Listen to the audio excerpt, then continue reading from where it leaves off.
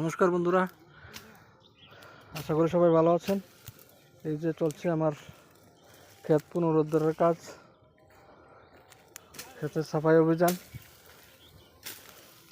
এগুলো হচ্ছে পাট বা নাইলা, যার এখন আর প্রয়োজন নেই, যা কাটে জঙ্গল পরিষ্কার করে নিচ্ছি।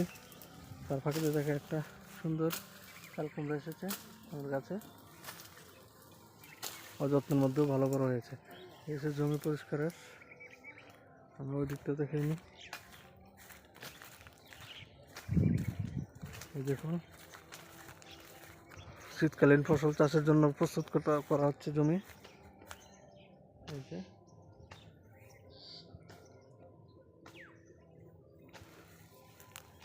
এগুলির বীজ সহজে পাওয়া যায় না, 2000 টাকা কেজি, কিন্তু এখন আর প্রয়োজন নেই, যার জন্য কেটে ফেলে দিচ্ছি।